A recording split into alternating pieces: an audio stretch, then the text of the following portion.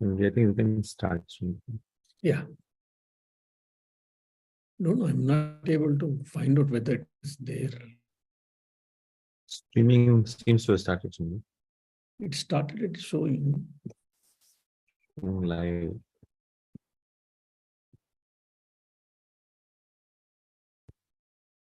Yeah. Jananim Sharadam Devi Ramakrishnam Jagadgurum Padapadme Tayo Shritva Pranamami Muhurmuhu Namah Shri Yatirajaya Vivekananda Suraye Satchit Sukaswarupaya Swamine Tapaharine. Dear devotees,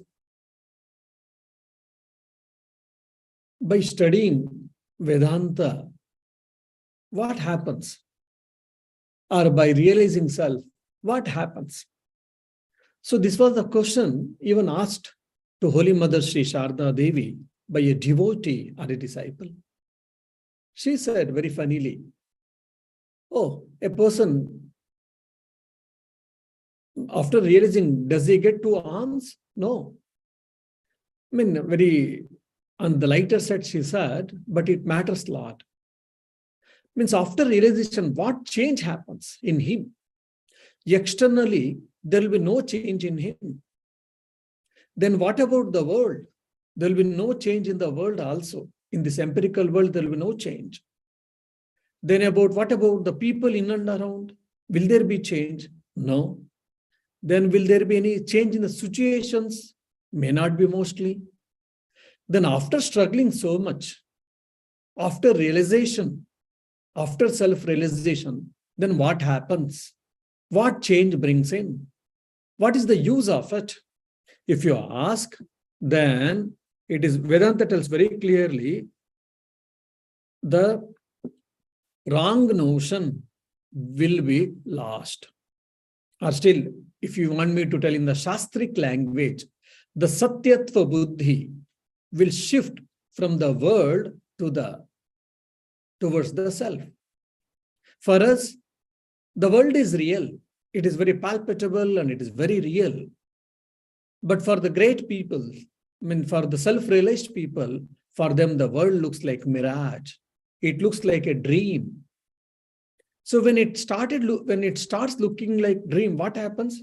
Then we don't pay any attention to it, or we don't give any unnecessary value to it, or it no more perturbs us, and we'll be free from this cycle of birth and death that is called samsara. So by studying Advaita Vedanta, my bank balance may not improve. I may not get promotion in my job, professional life, or it is not that the things will change externally. No, none of them will happen, but there will be change in internally. There will be change in my attitude. There will be change in my perception. There will be change in the view of reality. So these are the things which happens.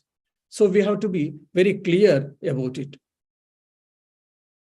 And this mistake is what? The ignorance. So ignorance is always in the mind. So only through the knowledge, one can remove the ignorance. So that's why Advaita Vedanta is telling. So try to remove the misconceptions. Try to remove the misunderstandings. Try to remove the wrong concepts. Just like the standard example, which is given in Advaita Vedanta, is rope and snake. We mistook the rope as a snake. The rope was never snake. But the rope was appearing as a snake because of some misconception, prejudice. Then we got feared, our BP got increased. Then we had shouting or screaming because feeling that it is a snake. But the moment someone brought the light, and with the help of light, he showed, oh, this is a rope, not the snake. Then we also understand that it is a rope, not the snake. And it takes a few moments for us to understand. And all the negative effects, whatever the reactions we had, thinking that the rope has a snake, whatever the reactions we had, all that reactions goes away. It subsides. So similarly, we are struggling, we are suffering, we are facing all these dualities in this mundane world when we are living. All this can be transcended, and all these things can be seen from the point of witness. So that is achieved when we understand I am the self. So to reach that highest state, to understand the ultimate truth, to make it as a fact of reality, we are supposed to study these Shastras, scriptures, time and again. Why? Just like hammering. The blacksmith hammers a particular metal, a piece of metal, time and again to make it a perfect instrument. So we have to time and again, we have to hammer our mind by right understanding so that all the wrong understandings, prejudices can be removed. Once it is removed, I can be peaceful, I can be happy at given circumstances. Situations, I'm not expecting to change the situations, I'm expecting to change myself. So this is the very important point. We are always busy in changing the world. We are always busy in changing people in and around. We are always trying to change the situations in and around. But very few of us, we are busy in changing oneself. So a real spiritual personality, he always tries to change himself more than the people in and around and the world. And when you read and study Advaita Vedanta, the philosophy, and when you start putting into practice, then you'll be more serious about yourself, trying to change, try to remove the misconceptions, wrong understandings, irregularities, or angularities. And you will try to become the knower of the truth. After giving this basic background, why should we study Vedanta or why should we study philosophy? So let us... sorry, yeah? Swamiji, can I ask a question now or later, Swamiji? Okay. Swamiji, when talking about changing situation and changing ourselves, Swamiji, in the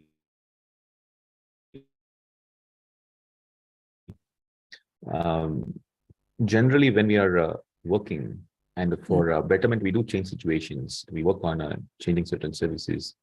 How do we take that, Swamiji, when you said it? Yes, of course. Definitely. Say by using our common sense, by using our intelligence, and by working hard, definitely we can do change situations, we can do change things, no doubt, to a certain extent, but it is not complete. Completely we can't do things. We always try to expect, we always try to, what you say, develop or establish the perfect world, isn't it? But it is never so. It can never happen. And the Vedanta says that the perfection which you are trying to bring in this external world, which is never possible because the world was never perfect, the world is never perfect, the world will be never perfect.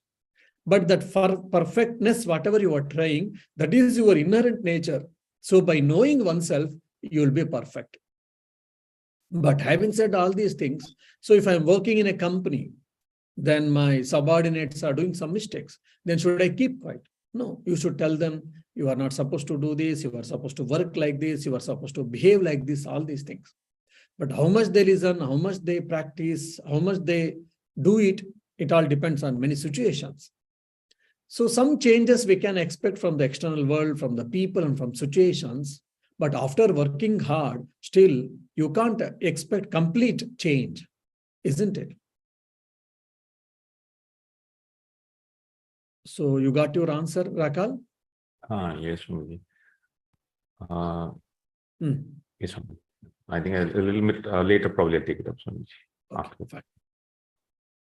Now, around 12 verses we had finished. After author discussing 3 types of seers and the formation of 3 seers, now author is going to the new concept. In this particular book, text. What is that? Regarding the origin of the universe, or how this universe, empirical world, came into existence. This question has been answered from the 13th verse onwards. Now the question may come, Swamiji, till now we were saying that I am the seer number 3, Sakshi or Shuddha Chaitanya, pure consciousness. I am not the body, I am not the mind. Then that also should include, I am not this empirical world. I am different from this empirical world. If so, then why author is spending his time unnecessarily about the origin of the universe, about the formation of the universe? Is it not? It's a matter of waste of time. The question may come in some of our listeners' mind. Yes, if it comes, it is very good, it should come. But why? Because there can be people, or there can some minds thinking, okay, I am seer number 3, I am awareness, consciousness, self, but body and mind, I am not the body and mind. Fine. Then I'm seeing this empirical world where I'm living. All my life experience depends on this empirical world. What about it?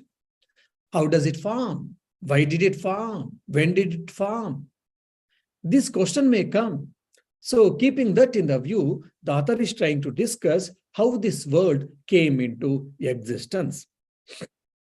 But in reality, the Advaita Vedanta, the non-dualistic philosophy, is not really interested in explaining this question, how this world came into existence. Really, they are not interested.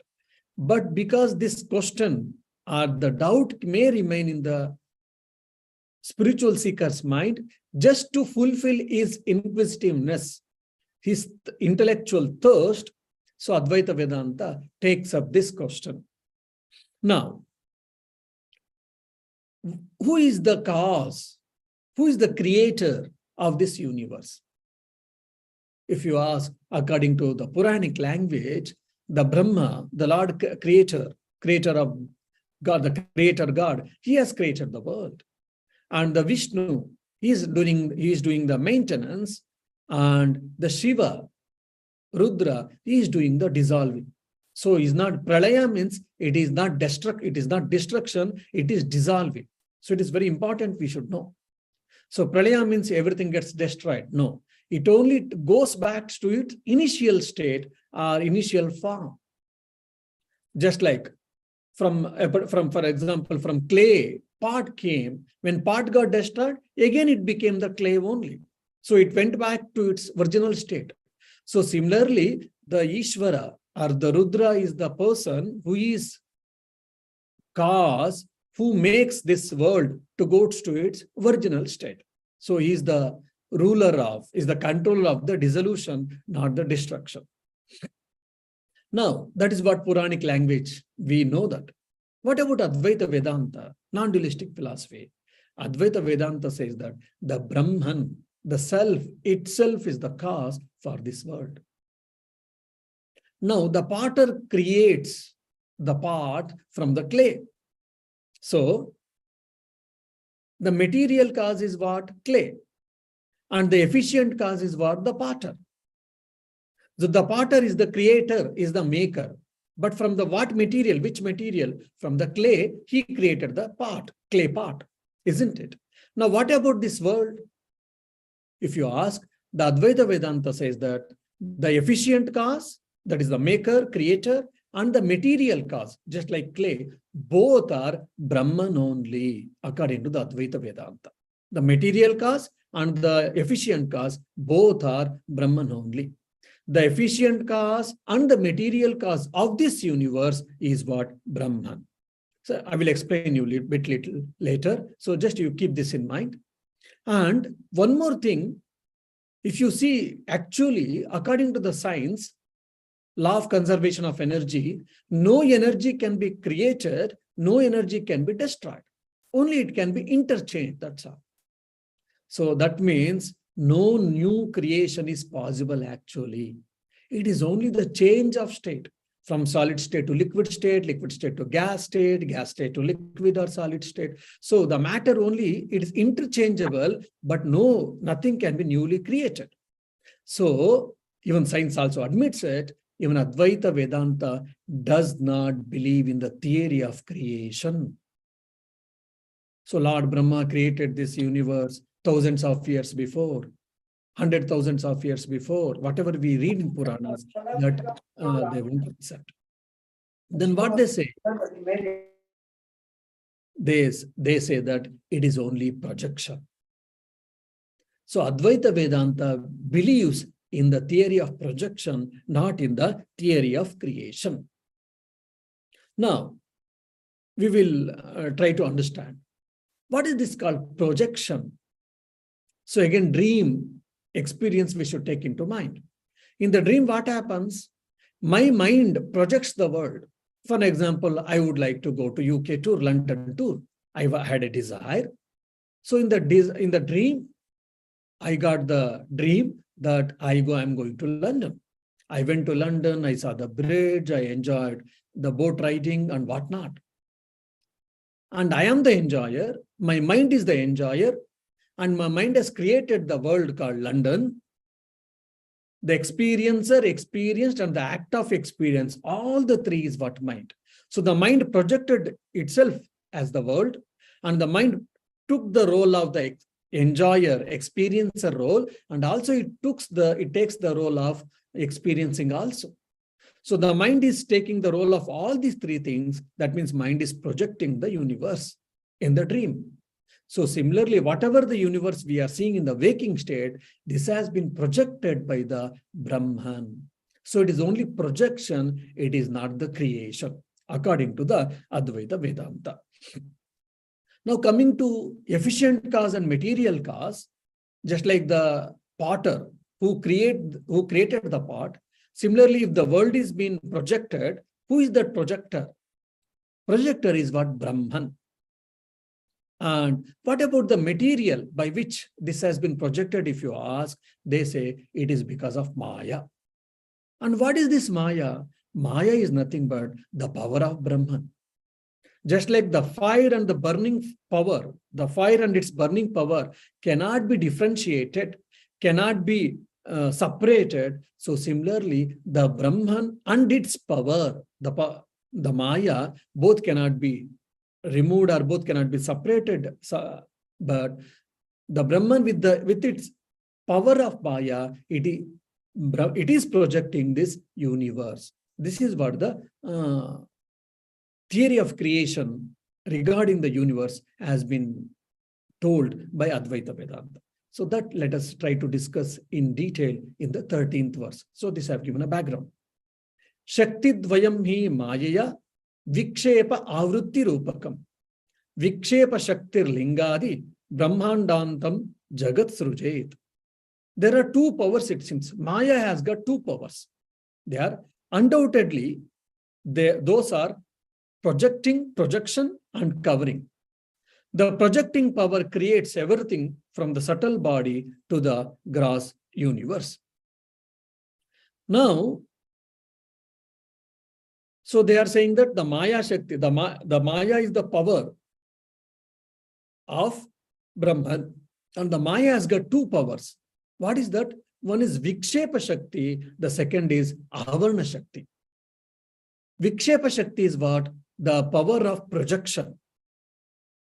For example, if you see in the film theaters, it projects, there is a projector, it projects the film on the screen. So this Maya Shakti has got a power which it projects this world, and it has got Avarna Shakti, it also covers. So the power of projection, Vikshepa Shakti, and the power of concealment or the power of covering is Avarna Shakti. These are the two Shaktis which has got Maya. Because of that Maya Shakti, this world has been experiencing, or it has been appearing for every individual self, individual being. Now, this theory of projection, what I said, so that we have to understand little philosophy. I will give a little background, then you'll be able to understand. Now, if you take the milk and curds, milk is the cause, and the curds is the effect. So milk is the cause, and the curds is the effect. So the effect has come from the cause. The effect has been emerged from the cause. Means the curds have been formed from the milk. that everyone knows. But now in Indian philosophy, some agree the effect pre-exists in the cause. The curds was pre-existing in the milk. That's a reason curds were formed from the milk. So the effect is pre-existing in the cause. So they are called as Satkaryavadins. Sat means exist, Karya means effect, Vada, discussion or the debate. Okay, now some people say, some argue, no, the effect does not pre-exist in the cause.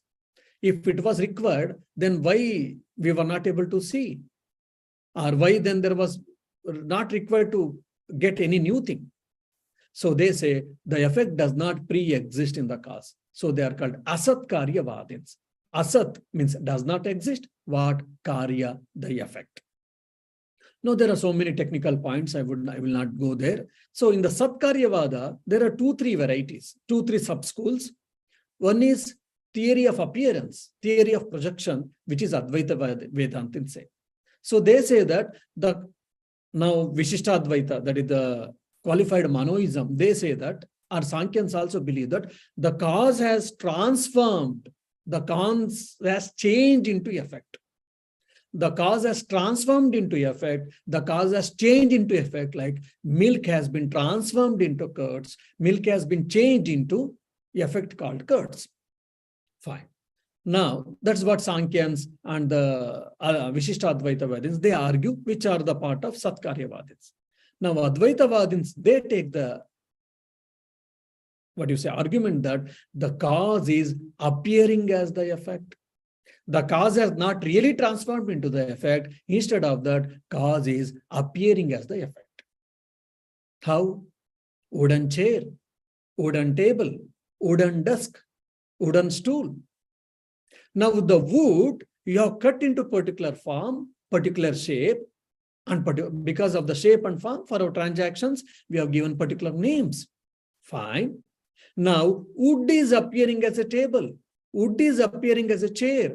Wood is appearing as a stool. Wood is appearing as a desk. How can you say that? Because the moment when you remove the wood from all these 4 furnitures, then these 4 furnitures ceases to exist. That means that existence itself belongs to wood, not on the table, not of the chair, not of the stool, not of the desk. So they say that the cause is appearing as the effect. That means the Brahman is appearing as the world. So from which the world has been caused? From Brahman. So the Brahman is not being transformed into the world as the world, rather the Brahman is appearing as the world. Now the question comes, how do you say that Brahman is appearing as the world? How does that, every one of us, we have got that experience because we are able to experience this world, mundane universe or empirical universe. How can you say? They say that, yes, that is because the Brahman or the Lord with this Maya Shakti, Maya, the Ishvara, who is called Ishvara. Ishvara means it is Lord, not the Shiva. Ishvara means the Lord of the universe, who has got the power, who has projected this universe. Because of that Maya Shakti, he has projected this universe, and that is Maya at the cosmic level. And when he's at the individual level, it is called ignorance. And because of ignorance, we are seeing this world as true. When the ignorance is removed, what happens? This world will be appearing as, it will be appearing for us also in the similar way, but the truth that the world is real, that validity, the truth, Satyatva Buddhi will go away from the world. That world is real. So the cause is appearing as the effect. This is what Advaita Vedanta takes into picture. Now, the wood is appearing as table, chair, stool, desk. That's the lesson number 1.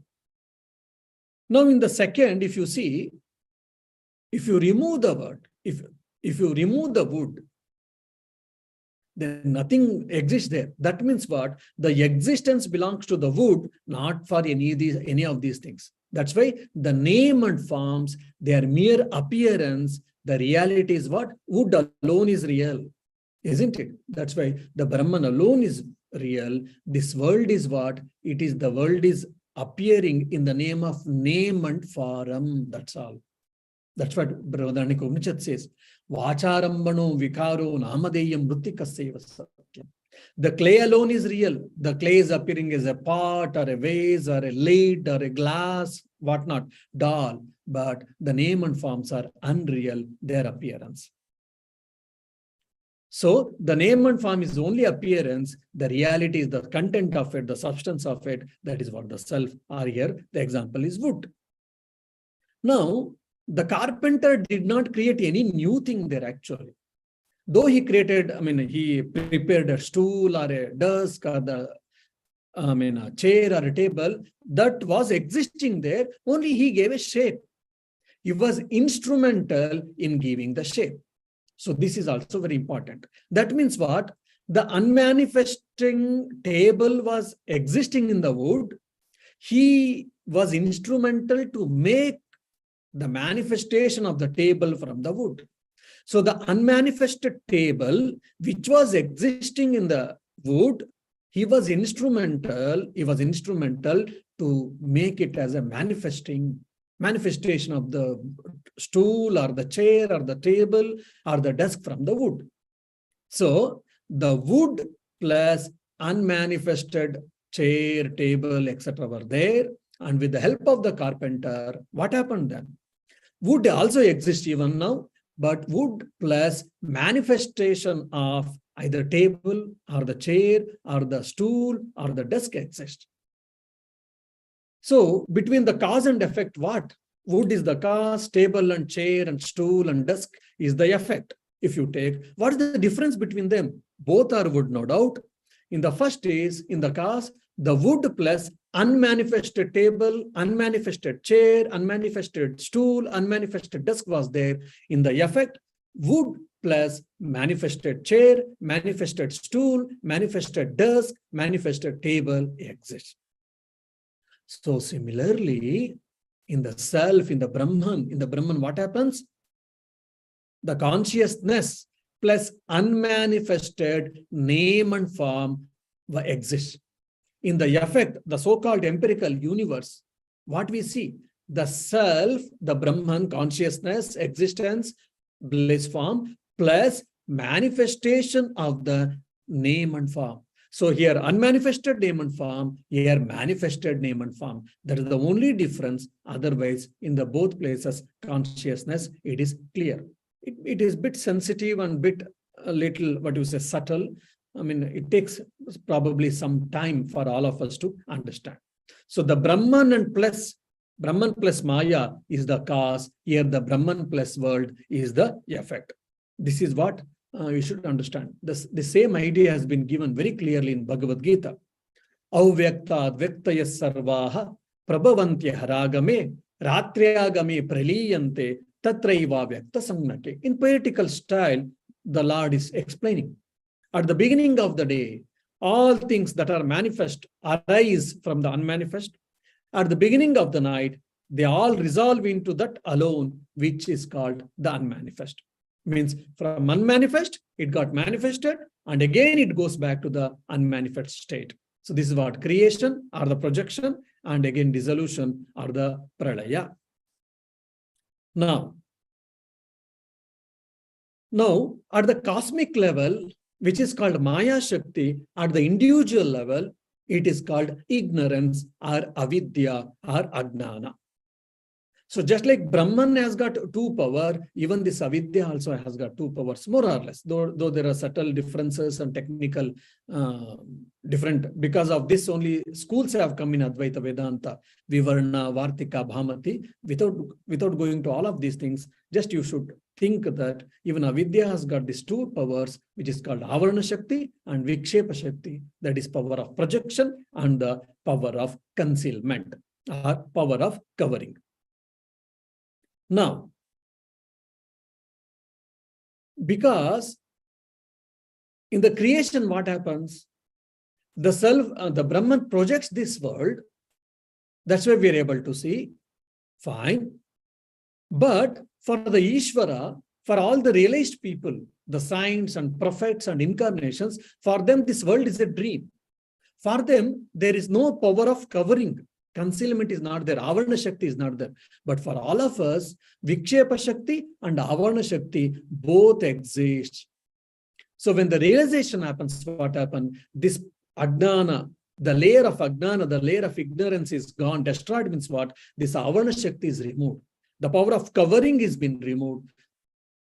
But the power of projection, Vikshepa Shakti, even it exists. What does it mean? Now I am seeing, for an example, this cap. I am seeing this as cap, a blue colored cap. What about you all? Yes, all of you are able to see, until otherwise you don't have any color blindness. Then all of you see this as a blue color cap. Fine. Then what about the realized souls? Do all of them see this as blue cap only? Yes. They will also see this as blue cap only.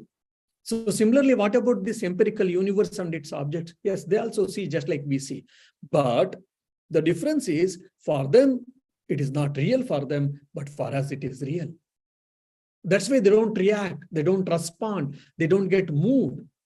But we react, we respond, we get suffer. Why? Because for us, Satyatva Buddhi is there in the world. That is called Avarana Shakti, or in the technical language, it is ignorance.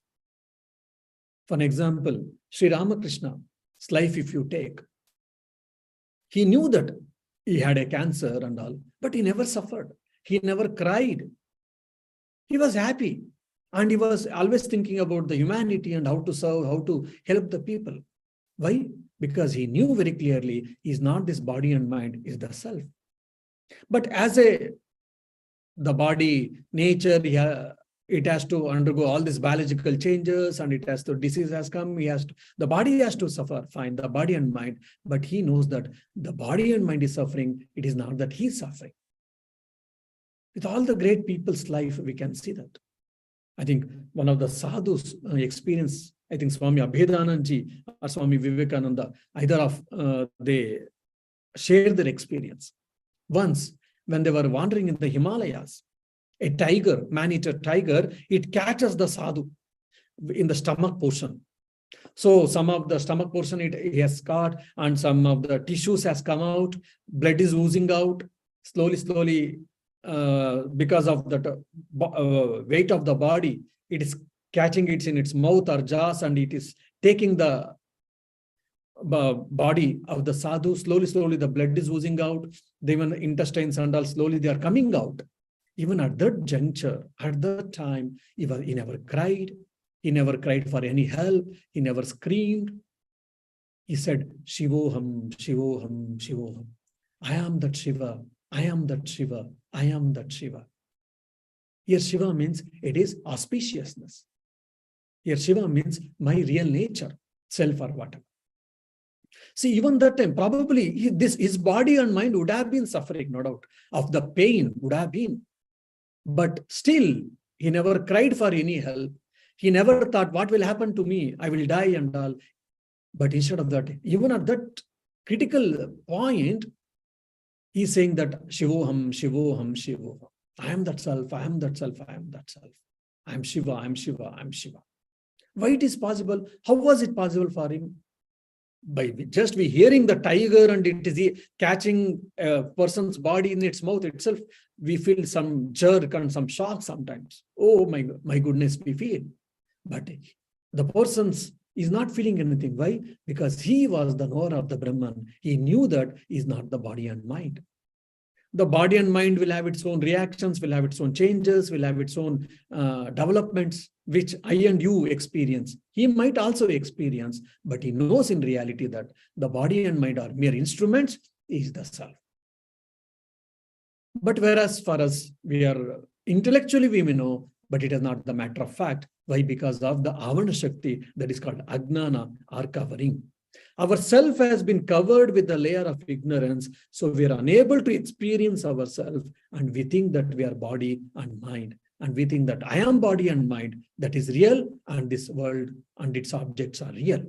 But whereas for the realized soul, he thinks that this body, mind, world, everything is an instrument to reach the goal, to attain the immortality, to reach the highest goal or whatever. So this is what the difference between the ordinary soul and the self-realized soul. Now, what is the real cause of all these things? Of all these things, existence or the creation or the world and its existence, its creation. Still, the question may come. So that has been taken in the next verse. Let us see. Basically, from the relative standpoint of view, this is an important word we should remember. Brahman is pointed out as the cause of this universe, material cause and efficient cause. Because the mind seeks the cause. What is the cause of this universe? What is the cause of this existence of the universe? So in reality, Brahman is not really the cause, but it has been projected, that is described in the 14th verse. Sushtir nama brahmarupe satchidananda vastuni abdau fenadivat sarvanamarupa prasarana. The manifestation of all the names and forms in all the entities are in the world and its objects, which is existence, consciousness, bliss absolute, and which is the same as the Brahman, like the foams and waves, etc., is known as creation. Now you went to, just for an example, at the seashore. You are sitting and you are watching. So you are seeing the different sizes, different types of waves. Some are small, some are tiny, some are big, some are very big, all these things. And sometimes the amount, based on the size of the waves, the amount of water is also different. And you are seeing and experiencing and you are enjoying. Probably you are playing in the waves. And also if you see when the wave subsides at the end, you see the water bubbles also. Fine. You are also playing with the water bubbles. You will feel happy in that white water bubbles. Nore, we say in Kannada. And if the children are the small people, they take in the water and the bubble stays few moments, few seconds in us, they say. And sometimes we say, oof, and we try to, put on someone's face. We all play all these things. So someone is playing, some of us, we are all playing. And a person is sitting on the bank and just is witnessing all these things. After some time, we all went and back to the bank and he said, oh, my dear, you missed a lot. Beautifully, if such a long distance we all came, you should have come to see, you should have played in the waves with the foam and that in the water, all these things. He said, simply, just like a dead person, you are simply witnessing us, our play. You missed a lot. You missed a lot. So this is a type, probably this was the comment, many of us, we do it, we tell it. Then, he said, he's a philosopher, he's known for his philosophy. He said, yeah, maybe, but I got a question. Then people say, oh, my dear, please don't ask any question at this juncture, enough. Please don't philosophize things. He said, no, just a simple question. Okay, what is your question? Now you tell me, water, waves, and water bubbles. All the three, one and the same, are different. If not all, few of them say, they are three different. Water, waves, water bubbles, they are three different things. Some think, no, I think they're all same. Some say may not be like this and all. Then after much thinking, everyone will be clear. Yes, there is no difference actually between water, water waves, and water bubbles. Water is appearing as water waves. Water is appearing as even the water bubbles, isn't it? Now, if you remove the water, then does the wave and the bubble exist? No, it cannot exist. That means the water alone is real because of gravitational force, because of the wind, because of whatever the reason, the water has taken particular form, and for that form you have given the name wave. Water is appearing in the particular form, and you have given the name bubble, water bubble. So water is appearing in the form of wave, water waves. Water is appearing in the form of water bubbles, and you have in different particular form, and you have given the name called water bubble. That's all. But otherwise, what alone exists, alone exists. This is what the example they have taken. So the Brahman with the form and name is what the world. And a little more deep analysis is required. I don't know how much you'll be able to receive. So that's the reason probably we will take up this again, little going deep into the next class. Now the question may come for all of you, why should we do all these speculations? It is not speculations, it is a fact. By doing this, what will happen? The world is an appearance, the world is a dream-like, the world is a mirage. That reality we will understand, and slowly in due course of time we will experience. When we experience what happens, then things and situations and people will not affect us. How can we be unaffected at all times, Swamiji? So this is what the Vedanta says. Try to understand that the world is appearance. The Brahman and Brahman alone exist. The moment when you know that, then you are not affected by the world. You strive in the empirical reality as we have to struggle, we have to earn money, we have to take care of family, we have to take care of things and all, no doubt. But you will not be affected. Swami Vivekananda also came. He took birth. He studied, he struggled, he played, he learned, and he did so much for this humanity. But finally, if you see, all things he did, and just like an actor, a film actor, when he was acting, he knows that it is act only. So he acted and he went. It was never true. For example, when we are watching movie, we know that it is a movie. But sometimes we feel so much, some scene is there where the lady is undergoing a lot of troubles, hero or heroine and all, and the villain is giving a lot of problems. Sometimes we start crying, tears roll down. Why? Because it appeared at that moment, it was so real for us, we reacted it. And the person who was sitting next to me, he was laughing. Why? This is a movie. And why is he crying here? We know that neither hero or heroine has been killed or had a met with an accident, nor the villain is a crooked in that way. The person who is aware of the fact, he is just watching, he is not moved, but I forgot that it is a movie. I took it as a virginal, I took it as a real, and I started reacting. Then tears rolled down on my cheeks. So that's what, even when you are in the life situations, within our own life, the realized person will not be moved and affected by all these things. But whereas most of us ordinary mortals, we are affected by all these things. With willpower, with exercise of discrimination, we can control all these things. But by knowing the truth, we can transcend all these things. Even the fear of death, which is called abhinivesha, which is the greatest fear for all of us, even that can be conquered, and we can live peacefully and blissfully. To attain that unaffected state, to attain that peaceful state, blissful state, Advaita Vedanta helps. When we know that this is just mirage and dream, it is only Brahman and Brahman alone is real, the self alone is real. When you understand, then what happens? Then you will not be affected in this world. You may carry on your work, you may have to carry on your duties, fine, but you will not be affected. To reach that state, we are struggling, and for that, when we study and when we know Advaita Vedanta, it helps us to reach that state in the first way. Om Shanti Shanti Shanti Harihi Om Tat Sat Shri Ramakrishna Arpanamastu. Yeah. Any questions?